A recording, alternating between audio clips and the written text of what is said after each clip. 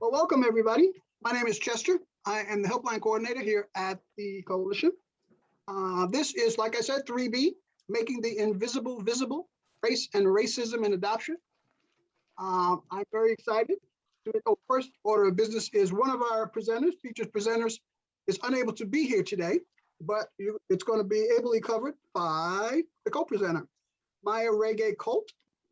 I'd like to read her introduction. She's going to give a little introduction of herself, but just a little brief discussion here. Maya Reggae Colt is a regional response team clinical social worker for Adoption Journeys, a statewide post-adoption support program of Child and Family Services, Inc. of Massachusetts. Born and raised in the US, Maya is the daughter of Indian immigrant parents. She has always been sensitive to the issues of identity and race in the US and brings this personal awareness to all her work. Maya has been working with adoptive families for the past 16 years. She has led workshops and support groups for transracial adoptive parents on preparing for bias and exploration of how race and racism impact their families. She has presented several workshops at Western New England University Social Work Conference on the topics of adoption competent mental health practice, developmental stages of the adopted child, and healthy identity in adopted children. Maya is delighted at the opportunity to teach about the importance of issues related to the invisible and ongoing impact of trauma from structural and personal experiences of racism. Without further ado, I give you Maya Reggae Colt. Thank you. Thank you for that nice introduction. Welcome you all. I cannot see you all, although I think I'm going to just take a quick look. And I welcome you to do the same, to just take a look and see if, for whoever's able to just pop on their video, whether you stay on all the time or not. I just gonna do our best to try and pretend that we're in the room together. Yay, thank you. It's great to see you. Really happy that you're here. And I just want to acknowledge that this is not a natural form of connection, as Bruce Perry was just talking about. You know, our brains try to connect with each other, and I'm going to do my best to do that with you, even if I can only see a little strip of you. But it's nice to see your faces, and I want you to do the same. Whatever that is, we've had a year of getting used to what this is like, and probably you have your different strategies. But you know, feel free to eat your lunch, to take part in the ways that you can. There'll be some times where I might ask for somebody to speak up if you have a thought or response, and I'd love if you'll take the risk and do that. Otherwise, feel free to also use the chat, because that is a good way to connect with your colleague or your fellow parent who's not sitting in the chair next to you. So, all right, so I am going to stick my PowerPoint up, and let's see.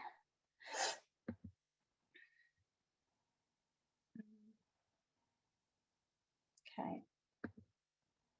Oops. Let's get us to the beginning of it though.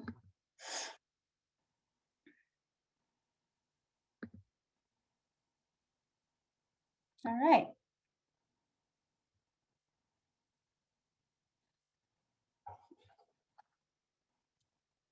All right, so as Chester just introduced me, I'm with Adoption Journeys. I've been working there for 16 years. Love my work with adoptive families and guardianship families. It has enriched my life so much, and I learned so much from all the parents that I work with all the time. We have all these different components, and it's a statewide program in Massachusetts. I don't know who our group is here and how many actually get to access that, because I am aware that we're a New York-based conference, but I'm glad that we get to connect with each other still.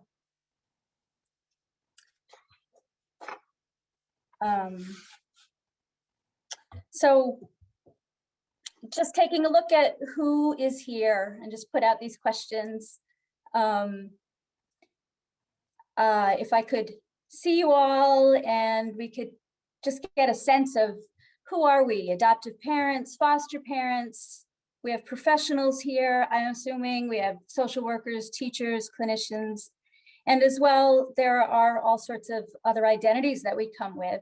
I want to invite you to just share what you want to in the chat, so that you can all, you know, see who you're with a little bit.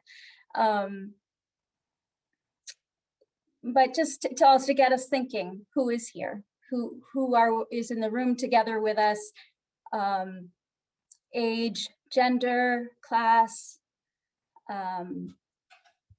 whether I use this term, people of global majority, you'll hear me speak and use the term people of global majority interchangeably with person of color, people of color, but I really love that terminology and encourage you to take it on because it's so much more empowering, and I know I prefer that terminology.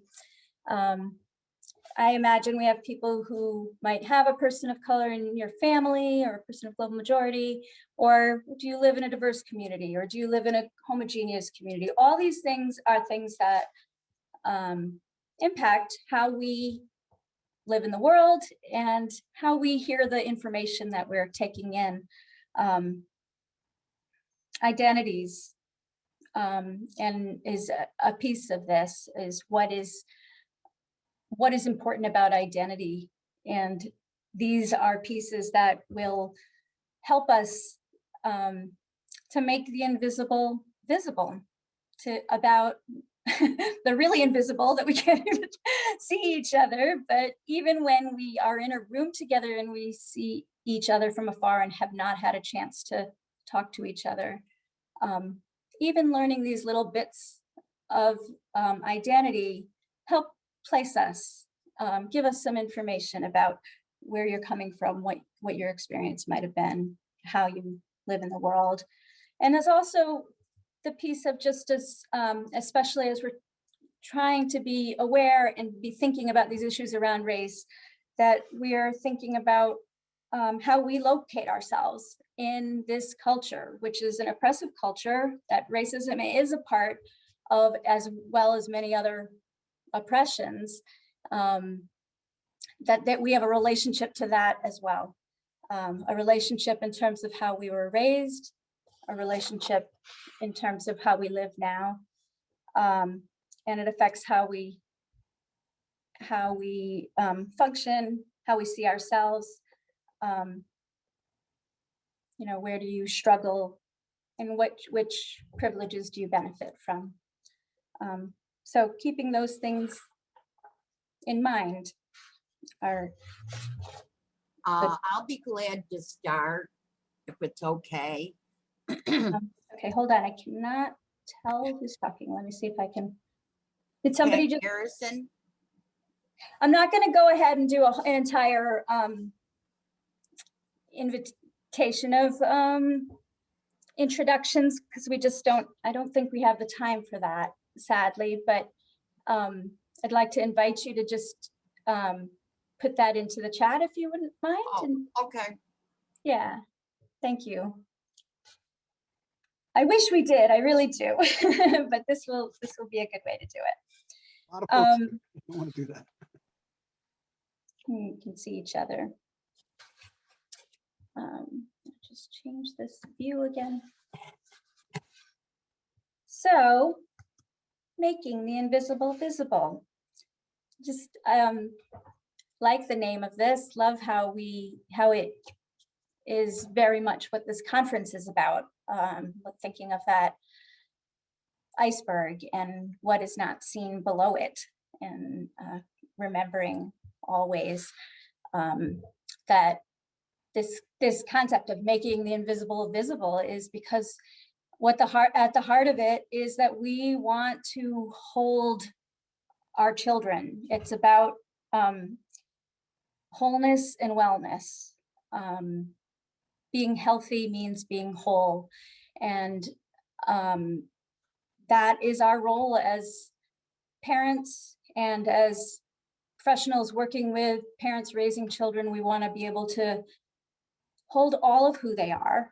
And that means holding grief, loss, sadness, anger, rage, not just seeing what's at the surface, not just seeing behavior, because there's so much that's always driving the behaviors. So when we can hold all of that,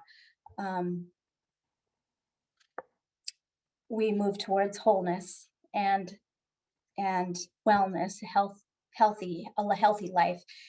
And I guess I want to just add, I loved the way that Bruce Perry just ended,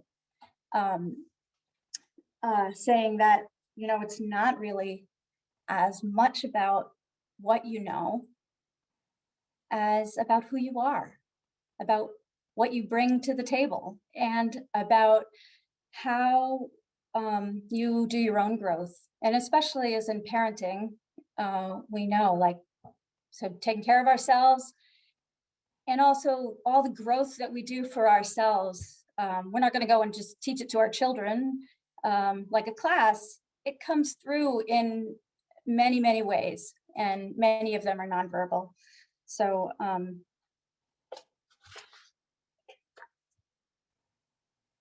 I invite you to be here and just take this all in for yourself as much as for your children.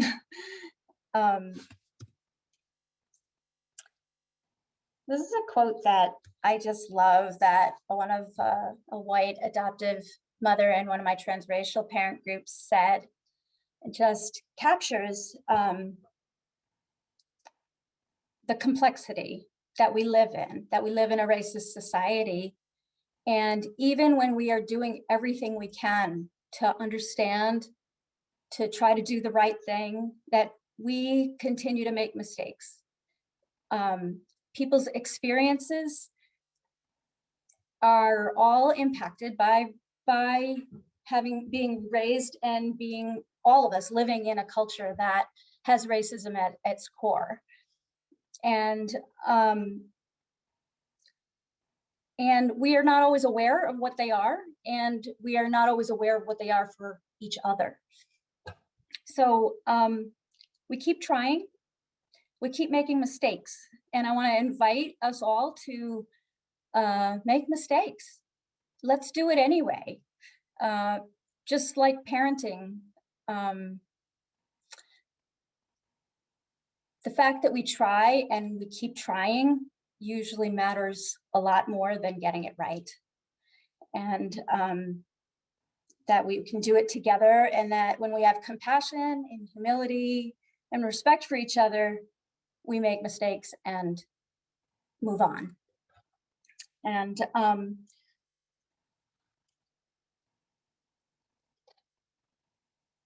for me, I'm going to remember that being a child of immigrants, being a child of Indian immigrants, and having taken in the conditioning of that, being visible and having my voice heard, was not something that was not my conditioning, that it should be, that's a good thing. I'm gonna remember today that that's not true, that was my conditioning, and that's not what I want to act on or act from, and that my voice is necessary here.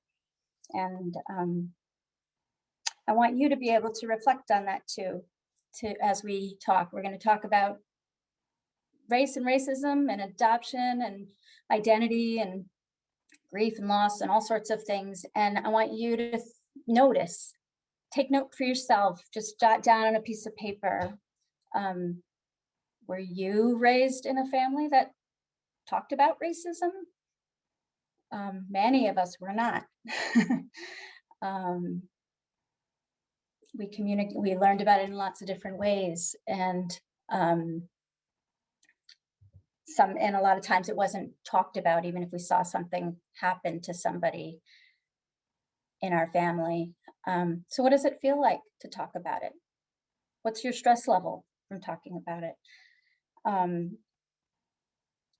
It's pretty much impossible to be objective and not feel something. So it's good to be aware of that. it's, we cannot live in this society, especially in these times, and be impartial around racism. And actually the structures that in our society that are racist, they work to keep us asleep. So Dr. Michael Funk is a wonderful teacher, and this is one of his statements that he said in a training to us that I loved, that just acknowledging, even when we try really hard, even the most woke of us amongst us falls asleep a few times every day.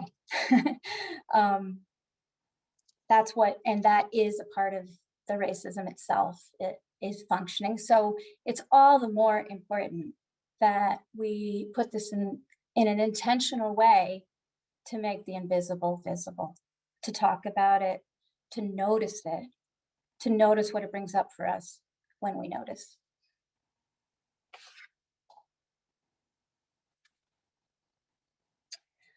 So why is it important to make the invisible visible?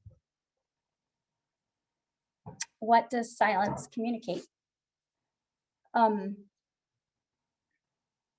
I don't think I can actually even see the chat here, but maybe some people could throw some thoughts into that, or you can speak up. What do you think silence communicates? Because there's a lot of times that we don't talk about it. It can seem like complicity, whether it is or not. Mm-hmm. Yeah. Someone else added silence, because silence empowers racism. Yes.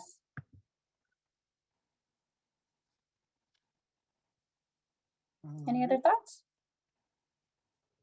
I think in part because we're programmed to tune out whenever race enters.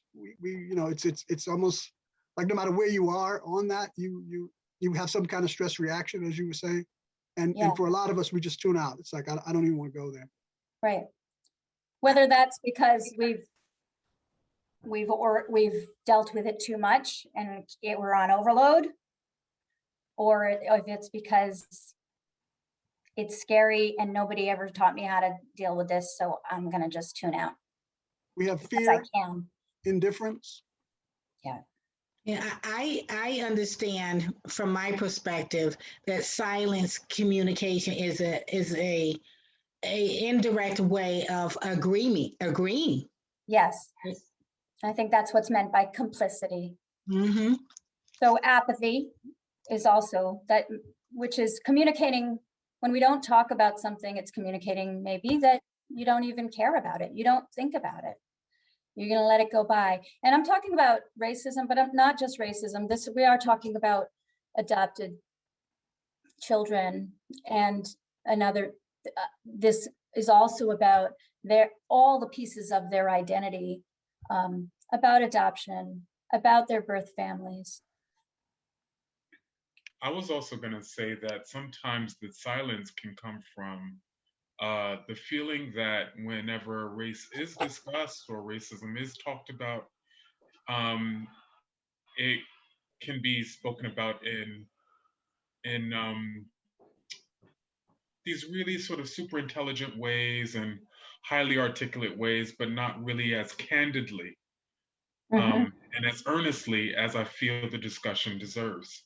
So I think for folks that I have come across who've shared with me, and certainly some of my own experiences, there's a sense of just, I don't know, like disinterest in the same method of talking about racism. Yeah, I think silence can come from many different places, like from many different feelings within a person. And so there might be different intentions behind the silence. Ultimately, when you are silent, I think it has the effect of sort of implying complicity, approval, whatever, because you're not creating any change if you stay silent. So people may not be staying silent because they're like, I love the status quo. They might have all kinds of reasons for not speaking up, but in effect, what it does is allow the status quo to continue. Exactly. Thank you. That was very well said. We're often doing the best we can. We don't intend to avoid, and which is why I'm asking you to please pay attention to yourself as you talk about this. Appreciate the part of this is making an intention to pay attention to these issues, right? That now we know, like, we may not have learned this. We may not have been around people who taught us how to. So there are all sorts of reasons, but you know, much like what we talk about in terms of racism, in terms of like, is it the intention or the impact? Can you think about, here we are talking about your intention may not have been to be silent and communicate apathy, shame, complicity, but what was the impact on your child to not recognize them? Shame is another big piece of this. Shame, our children who have come through foster care, who have already been removed from their families and have so much of their stories that are not acknowledged or not known. Shame is something that they have gotten so much of, has been communicated to them in multiple ways, and silence is another one that communicates that. When it's just a natural phenomenon of children in their efforts to make sense of the world, that when nobody's going to explain it to me, I will figure out a way to make it make sense. And usually that is to take responsibility for it, to assume that it's because something is wrong with me. And that is not what we want to communicate. And it also communicates that maybe you're not strong enough. Maybe you can't handle. You know, as a child of global majority, raised in a white family who may not ever hear the experiences of their other family members in terms of how they handle the race and racism in the world that they are noticing, that they are faced with, or that this child is faced with. Maybe you're too fearful. Maybe you don't know how to do this. Maybe you can't understand. Silence perpetuates racism. So I think somebody said that too. So kids pick up signals all the time from us when we are not. They pick up signals that determine how they act, how they choose their friendships, how they feel about themselves. And some of that comes through our silence. This is just a chart that just illustrates how by 5 years, a lot is happening. Children have already taken in just so much. And if you see that, not in the way they're talking about it necessarily, but in the ways who they choose to be with, who they gravitate towards, or how they feel about themselves. How are we doing on time? We're doing pretty good. I'm gonna just go over a few really key concepts, which I know many of you are quite familiar with. At this conference, we talk about these issues a lot.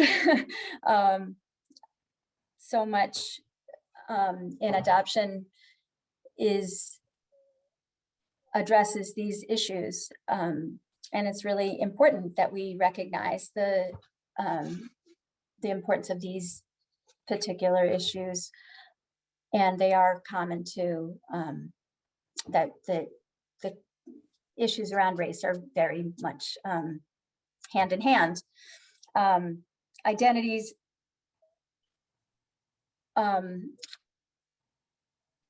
as you know, as humans, we all want to know who we are. Children are always trying to figure out who they are, and of course children who have not gotten that information early on, or do not have the people in front of them to be able to just show them where they come from.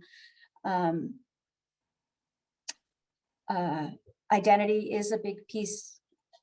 It helps us define who we are. Our names is one way. It defines where we belong, the community that we belong in, the country that we come from, our social class, race. It tells us identity around birth order, which for our children may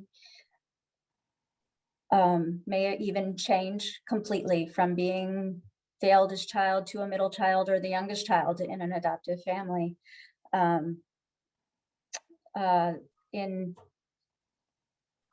It tells us about where we stand in society as a Black, Indigenous, Latino, Asian, mixed heritage, where we stand in society, and how we experience society and how society sees us. Grief and loss is, you know, as we know, adoption rests on a significant early loss. Even in the very best of circumstances, it always, we know that it rests on that, has that foundation. And a big piece of that where it intersects around race and racism is that racial identity is lost. Racial, the heritage, the knowledge, the history, the cultures, the traditions, the things that are just communicated by the connection with other people who look like you and who are from that culture. These are all protective factors that are just, is a piece of what's lost in transracial adoptions. And shame, which we talked a little bit about already. I guess one of the pieces I just want to make sure to say is about that a really significant one in terms of loss is that is language, that I feel like we don't talk about enough, the impact of language, and losing a language is losing more than just the ability to speak another language. It's the ability to think in another language. It's the ability to think in another culture. Languages have so much in them. They are communication, and they are emotional. They are heart and soul. They have within them expressions that that communicate concepts of joy, of respect to other people, to relationships. And they're things that are not, that can't just be explained. They're or picked up. They are embedded in, they're pieces of culture that in relationship that are embedded in the language. And one example of how that also intersects around racism is, you know, the example of you learn from learning a language and seeing people who are native in that language, the ways of expression, the ways of maybe being bold and emotional and loud in certain ways that communicate love and communicate connection and engagement. And versus what is often experienced in a, you know, white Protestant dominated culture that we live in, that values being more composed or quieter,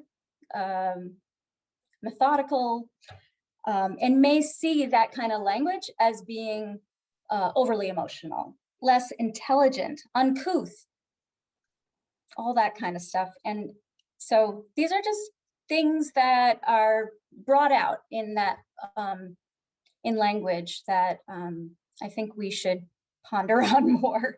It's just recognize that it's a huge loss beyond the actual loss of a thing of language. And Maya, here's your time boosters, the Okay. halfway. I think we're, yes, I'm going to show a video clip. We're right there. And I just want to add, of course, strength and resilience is the other piece that is so important to recognize that along with all these experiences, this does not mean that, that we are, it's not just an indication of trauma.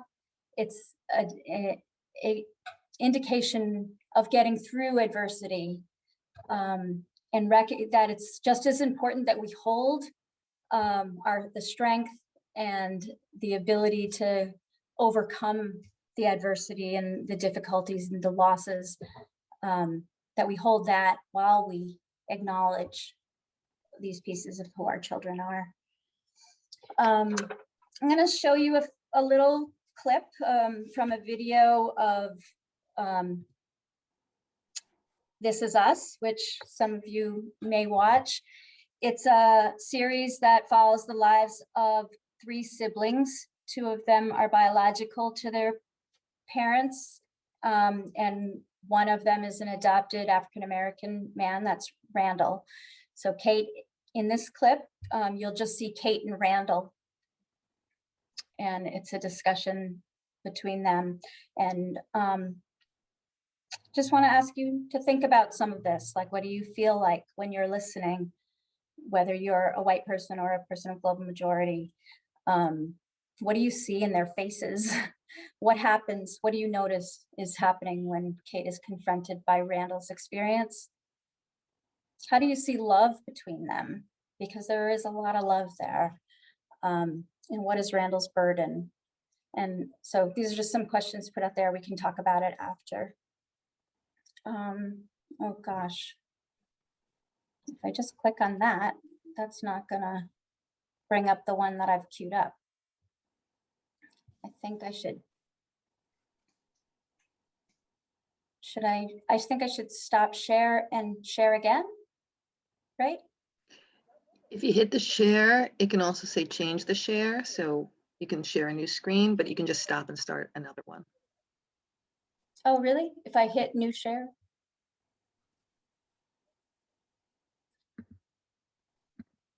Ah, you're right. Yay. Let's see, will that work? If you have it up, you can flip it over quickly there. All right, I don't think that's gonna work for me. I'm gonna stop share for a minute. Say hello to everybody. Take a look. And I will pull this up. Hello, everybody. Welcome to the room. It's 3B. Don't forget your evaluations. Don't forget to visit our book table fundraiser. All right. Oops, now I have it up. Okay, share screen. Here it is. All right.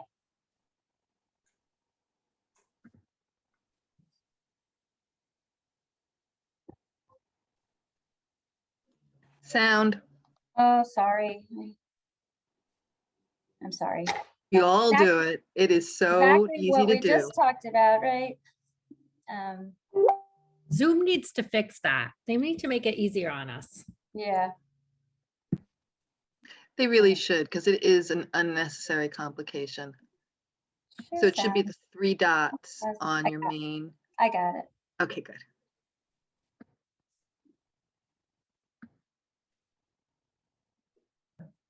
Randall, so I was hoping that you and Kev would talk, clear the air. Hey, I'm not taking any sides. I know I live in LA with him, but I am totally Switzerland on this one. Okay. Randall, are we good?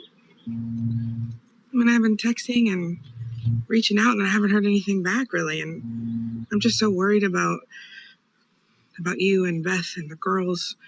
You know, with everything that's going on in the news, I'm so overwhelmed by it. I can't even imagine what you guys are all going through. So I'm so sorry.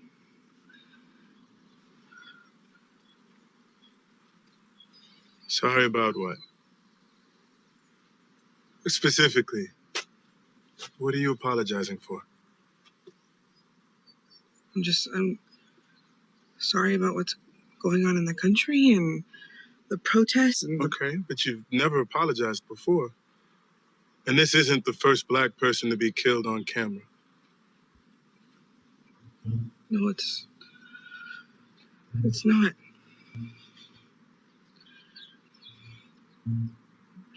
None of this feels different. It's Not for me, Kate.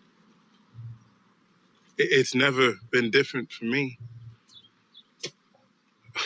We grew up in the same house. Things like this have been happening to Black people for years, and we've never talked about it. Like, not once. Not once in 40 years.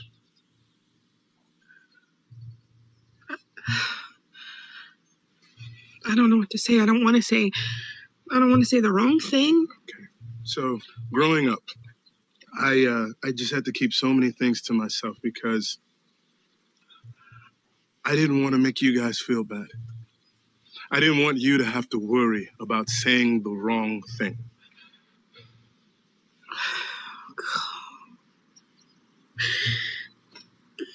Well, you're right. I mean, we never talked about it as kids. And I think mom and dad did the best they could, I guess, but I didn't get involved. I didn't even... See, I hate this, Kate. I hate seeing you upset. And normally I would hug you and I would tell you that you did all the right things. I would try to make it all okay for you. But if I did that, Kate, if I made things better for you, then where does that leave me? I'm sorry, but I can't do that. That has been my pattern all my life. And honestly, Kate, it is exhausting. I'm exhausted. And all I want to do right now is go home and be with my wife and my girls.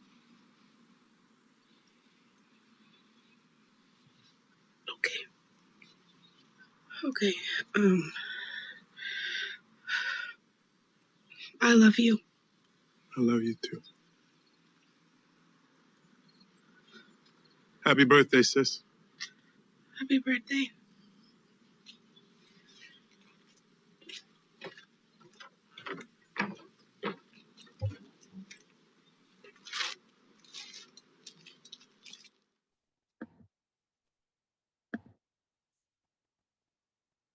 Take a moment to just write some thoughts down of what you were noticing. I'm gonna just pull us up. I will do this correctly. And I wanna, when I get us back on, I wanna just invite the people of Globe Majority to have whatever you wanna say first. And actually, maybe I won't share yet. It'll take a minute here to be with you. So if there are any people who are on this call in this workshop who are people of Global Majority and would like to just either in the chat or just a couple of responses if you want to share first, and then we'll open it up to others. I wanted to share because I sometimes it's typing thing and watching and it's too much technology. It's easier to talk. So anyhow, wow, that's just the first thing that can come out of my mouth is wow. How intense and such a deep personal communication was between them. I think that's Randall, right? Isn't it? No, is that Randall? That's Randall Randall Right. was the man. Yep. Right, yes, okay, because I used to watch this series all the time. So Randall, he stated a realistic fact that he's been keeping his mouth closed all this time. That is so real in many lives, whether it's an adopted child or whether it's a mixed family, even in the workplace. Many times, people of color have to keep their mouths shut in order to not shake, ruffle the waters or whatever the saying is. And it's that was like, wow. And she couldn't say anything. Yeah. Kate could not say anything. And the fact that he asked her, why now do you speak up? Why now are you saying you're sorry? Yes. And that is a question that is addressed to society. Why now are you speaking up? It's been years on top of years on top of years this has been going on. So why are you speaking up now? Why didn't you say something when it happened way back when? Right. Thank you. I want to just give a couple more chances for a couple other responses. Thank you. Well, I think in terms of Randall, his way of communicating the roles that he had to play and the way he had to almost deny his own feelings about stuff in the effort to take care of his sister, take care of the people that are around him. And I think that's the role, I think, well, you call it the global majority sometimes, in many situations have to kind of like reach out and take care of other feelings, other people's feelings. And to a certain extent, actually, their own feelings remain dormant or even denied. Exactly. In some case, in this effort to, it's almost like serving, that it's almost kind of like in a this is in what our a silence pre-slavery kind of place of actually taking care of other people's feelings. Yes. And making sure they're okay. Yep. It's quite a burden to carry. And let's just open it up. We're not just if again, I see that people are writing in the chat, and I hope people are looking at that and reading that. If there are a couple of other people, not just the people of global majority who wanted to say a response, and especially if you want to share some thought about family, about raising children, adopted children.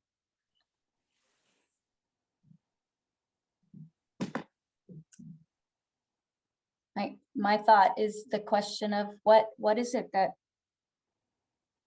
we need to do to make sure this doesn't happen in any adoptive families anymore.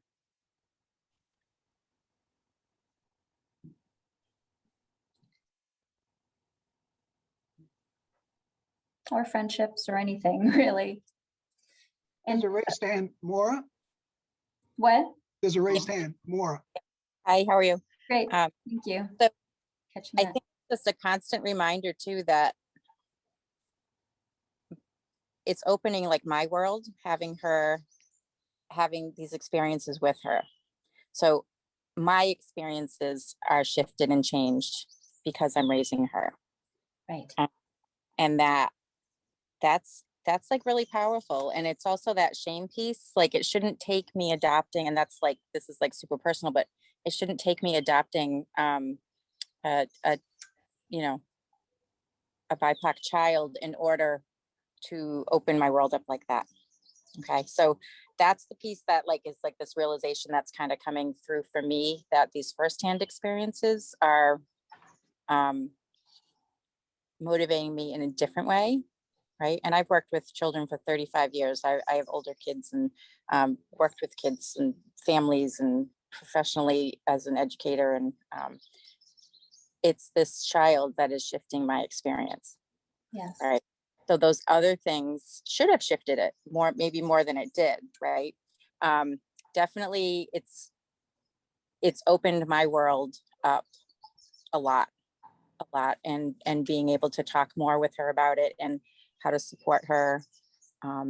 So it's been great, but there's a lot more that I don't know about. So there's a lot of things I Of don't course. know. There's Well, another welcome hand. to the world. There's another Right. hand. Antoinette, Miss Antoinette. Yes, I just wanted to say that, AFFCNY had a group and they had a 3-part discussion on this very topic. And I think that for us as foster adoptive parents, the conversation has to continue. It should have started years ago, as he pointed out, but it has to continue in terms of how we relate to the children. One of the things that came up in the group was the fact that, people become colorblind. We're going to raise a child that's not of our ethnicity and pretend we don't notice it. That can't happen, particularly if you're raising a child of color, because the real world recognizes who he is.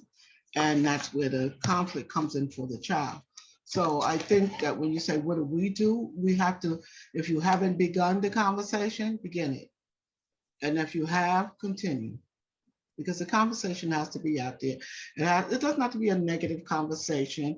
It could be a thing of recognizing ethnicity, recognizing cultural differences, language. You talk about Spanish. I have a child of Hispanic background. I do not speak Spanish, but I made sure he said he has a babysitter who's Spanish. So not only is he getting the language spoken to him, he's also eating ethnic foods because she cooks more things that are more closely related to their cultural dietary thing than I do. I do try to supplement. I also, on my own, I don't rely on what she does. I had to do my homework.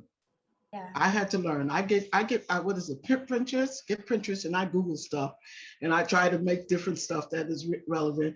I even tried the language thing, but my brain is a little fried, so I'm not picking it up quick enough. What I'm saying is that we have to try. We have to make that effort.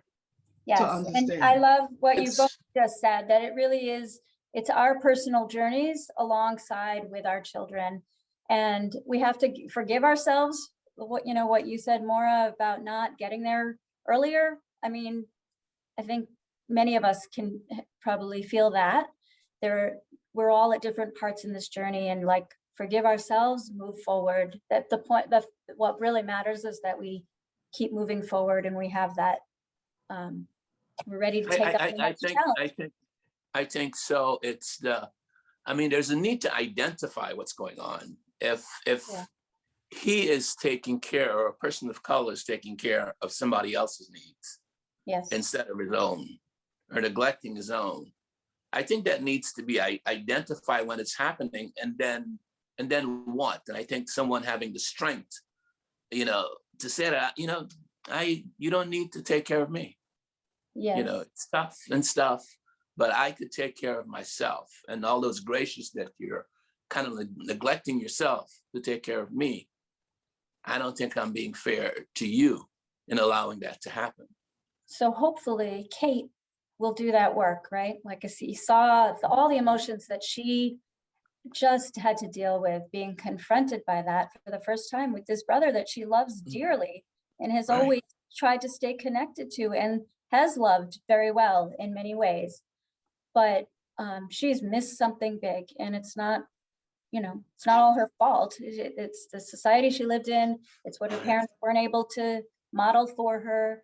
So I want to move on because I want to give you all some tools and ideas, but thinking about that, just, what is going to happen next? Like what is Kate going off with next, so that she can say what Winslow just said, so she can then come back and say, I don't want you to have to do this work, I'm going to do it, so that we can really hear where you're at.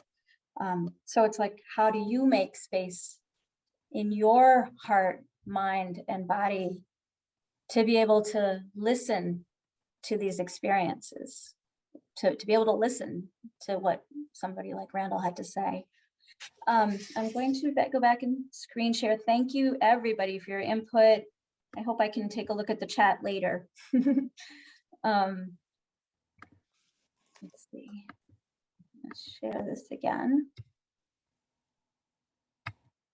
And there. So I have a whole bunch of things I want to share with you, different strategies, and we'll see if we can. So I think we've been given permission that we can go over a little bit. I won't go over more than 10 minutes, I think. I hope that's okay. But everybody do what you need to do. I want to just touch on some of these pieces. And some of this I'm going to head you towards resources that you can learn more about, but just introduce some concepts. Racism is a trauma. It is an ongoing experience. And Dr. Bruce Perry talks about racial stress. He didn't really talk about that in his thing, this morning very much, but I have heard him speak about it. He's very aware of it, and he talks about it as a trauma that leads to that sensitization. That it's when racial stress is often an experience that is unpredictable, extreme, prolonged, and ongoing. And our children of global majority experience that. And when they're left alone with that, they become sensitized to it. It creates that vulnerability in them, and that trauma that they carry with them. It's really a sign of privilege to not talk about race, to not notice it. And it leaves, as we were just discussing, it leaves people we care about and love very alone. And Resmaa Menakem, if I don't know if some of you may have heard about him. He's he's a little more visible right now, as he's just come out with a book, or it's been out for a while, maybe, My Grandmother's Hands, and he talks about transgenerational trauma, which I think is really relevant to our adopted children, foster and adopted children who come into our homes and bring with them not only sometimes a very traumatic early history of their own, but they do bring also with them a transgenerational trauma, that the history of slavery, the history of colonization, it actually carries on within our bodies and our minds. He pointed out this cherry blossom study. Some of you may have heard of that before. Is a study that was done with mice that just conditioned mice to the smell of cherry blossoms. But the point of it was that it showed how a child born to a male and a female who did not even get to ever meet the father, the male father, continued to carry that conditioning. So this was some of what we learned from mice in these studies, but it is very relevant to how racism is passed on to our children. So let's talk about strategies and approaches.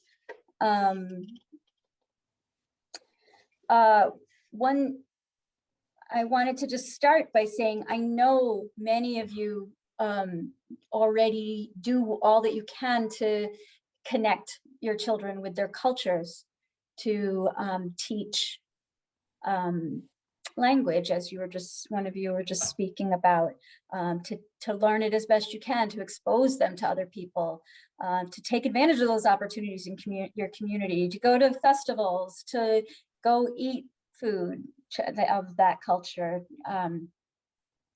Those are all incredibly important things.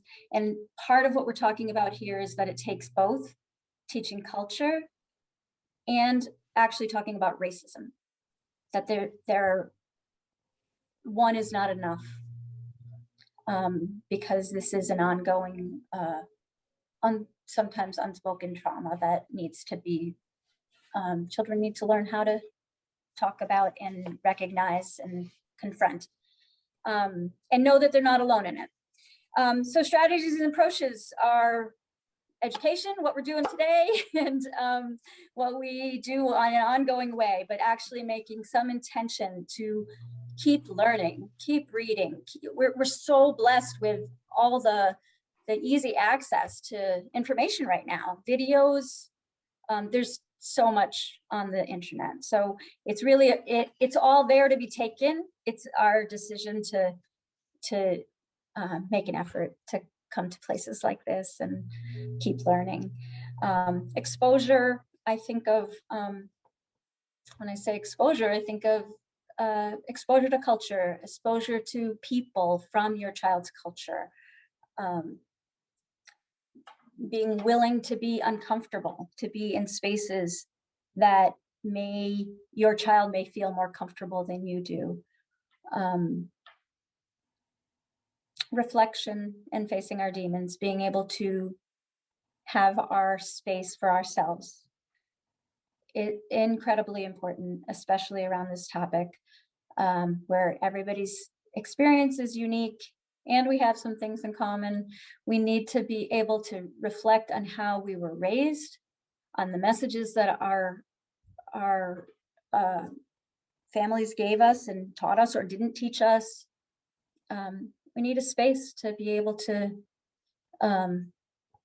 notice what's going on in our bodies. And just, it's as simple as making a decision to meet with somebody else who wants to do this work and saying, I'll listen to you, you listen to me, and let's let anything be okay.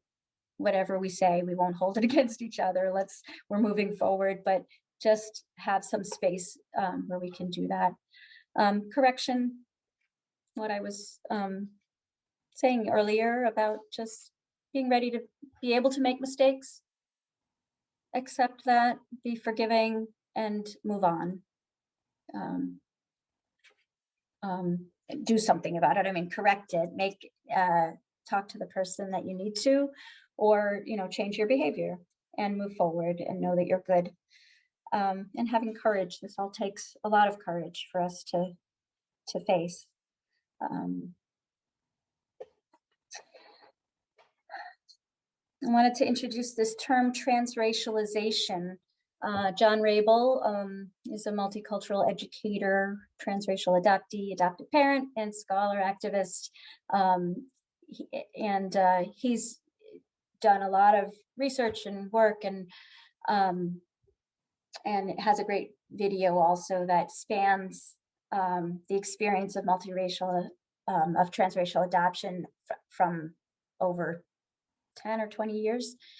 But the concept is his concept. He's coined this term to refer to the way that we can make a choice as adoptive parents to actually really immerse ourselves, to really spend time in the race and culture of our children, to make an active choice, which means questioning, where do I live? Who do I spend time with? Am I willing to be uncomfortable? One of the examples I always think of is an adoptive family I knew who had 2 African-American children, 2 white women, who just decided we're going to become part of this church that was a Black church, and they really just committed themselves to it, became part of that community, and people embraced them, and they dealt with what they needed to deal with to be able to really be there and have it be the right space for their children. Really, for everybody is going to be different, but you thinking about what it means to immerse yourself. And I love this quote that if it's a direct offense against my brother and sister, it's a direct offense against me. I think when we raise children who really feel that way, that we become a multiracial family, not just a family with an adopted child of color. So I encourage you to look him up, and he has a great website. These are a few other strategies that I think are really valuable. The podcasts and videos are really just about some great resources that you can go to. Angela Tucker has lots of stories of people of global majority raised in white families or by white parents, and she has those stories to be heard by others. And April Dinwiddie has a great podcast. Embrace Race has amazing resources, interviews with so many different people, and very related to, you know, families raising children in this society and dealing with race. Tossing Pebbles is one of our favorite tools that share with adoptive families and parents, and especially so in terms of making the invisible visible, it's the Tossing Pebbles is the tool of language, of weaving it into your language to say that you basically just take some quality that you see in your child, some positive quality or just an interest or a talent, and connect it with their birth family. So you might just say, you know, you are so artistic and creative. I wonder where you got that from. I wonder if your birth mother is like that. Or, you know, wow, you really like this spicy food. I wonder if your birth father likes spicy food the way you do. It's just a very benign way of throwing out a comment on, not having a big conversation, but trusting that it's going to make ripples inside of your child that will help them connect to their birth family identity, their being able to have positive association with their birth parents and family. It communicates that it's okay to think about their birth family. It communicates that you think about their birth family. And it communicates that their birth family has positive attributes. Sadly, many of our children, and you know, many of you are holding stories of their birth families, that their birth parents, that maybe, you know, all that you learned about them was drug abuse or violence and in all the traumatic things that happened. And this is where you get to stretch your brain, if you know them, then you can find some really you know, real information that you can connect and maybe actually see those connections with your child. But if you don't know them, it's okay. You can just wonder out loud, whether your child's running ability is same as their birth brother, or all those things. It's seeing birth family as humans, not just as all the words that are written in the report or the bad things that have happened. Racial storytelling is another strategy and tool as parents to be able to do that yourself, to be able to talk about experiences, things that you noticed that happened to you, or wondering about how a child on the playground felt, you know, maybe that you saw when you were in school, or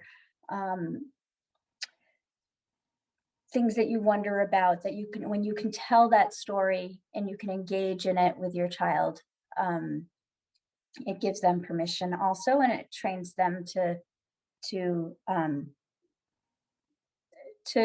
notice and to start telling the stories of what they they see in terms of how somebody was mistreated, or did you know, I noticed these feelings. I noticed a feeling inside of me.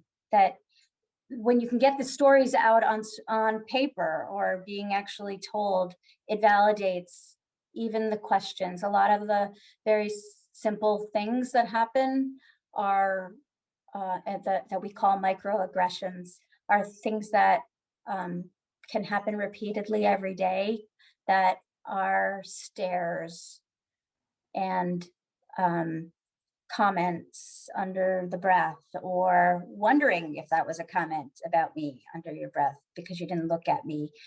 All those things, all those questions that might come up, being able to have a way of talking about it and writing your story helps children to continue to pay attention and to not discount their questions. And you can look up Howard Stevenson, The Lion's Story. He has a website and a video, a TED Talk, and this quote that the lion's story will never be known as long as the hunter is the one to tell it. And that's been going on for much too long, that it's been told, the stories have been told from the perspective of the hunter, the white people, rather than the colonists, rather than from the people who have experienced the oppression. Luke Anderson is a teacher, a middle school teacher at the Gordon School in Providence, which is East Providence, which is a really wonderful small private school. But what's notable about them is that they have taken on being an anti-racist school, and they have a lot of webinars and that are very educational. And but there is one about him that he does, sharing how he teaches, and a lot of that is about telling about helping kids to think critically about what they're learning in their history, what books may teach you in choosing different books to learn from, and actually talking about race and racism, and helping children to really learn the experiences of it.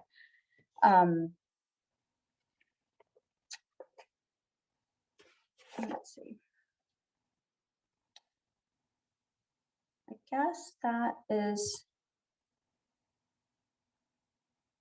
the last piece. I just wanted to show this video at the end, what time it is. Oh, good. Okay, so 2 minutes will have been just about right. I'm going to show you this one more video. I think I'm going to just click on this one because I think no, maybe I shouldn't.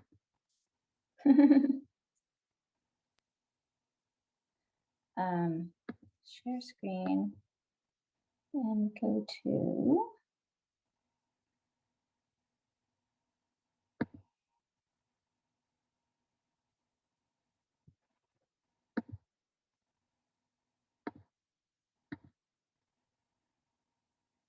sorry.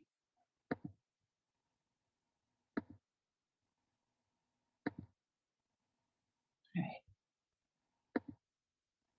I'll just end with this one.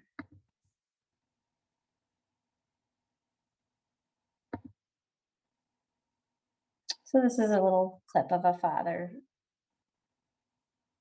confronting his own bias. Bias is creepy. I did it again. I'm sorry. It was good. It was? You could hear that? Yep. Oh, okay. So I didn't have to do it again. Bias is sneaky. You don't realize it's in there until a moment like that.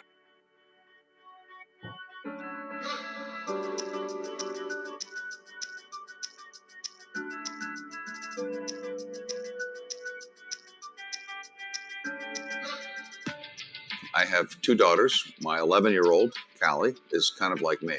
Ellie, what do people say when they find out that you have white parents? Sometimes they're like, oh, you don't look like you that much. Oh, I'm adopted. I'm in 7th grade. I look at Callie and I see an innocent little 11-year-old girl. I usually just think about Netflix and shoes and school, of course. That there's the possibility that you might be treated differently by some people from your sister just based on the fact that you're black and Sydney's white. When you have to say something like that to your kid, it's really sad. It just felt like we were bursting her bubble. But nothing like that's ever happened to you, right? No.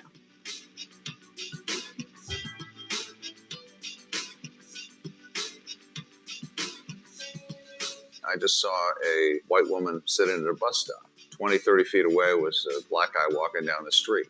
And for some reason, I just thought, you know what? I'm just going to watch just to make sure that she's okay. I looked at this guy differently based solely on the fact that he was black. I was really disappointed in myself. It's something we need to talk about. This post is embarrassing. This post is saying something that doesn't put me in a very good light. But I thought it was important. If I want people to talk, well, I have to put myself out there first. Ashton Kutcher retweeted that. You can't change anything until you can look yourself in the mirror and say, I have this bias, so what am I going to do about it now? I'm going to do something a little bit different based on everything that happened last week. We don't come at things. It's just so important to have these discussions. We do. We need to have real discussions. Politically correct. We all have biases. I sure learned that I have. And I'm trying to make sure that that never happens again. Let's go. Good day. Come here.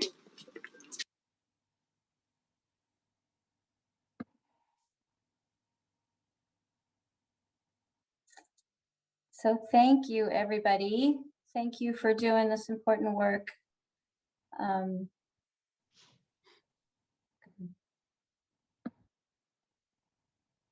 thank you for coming today. Mhm.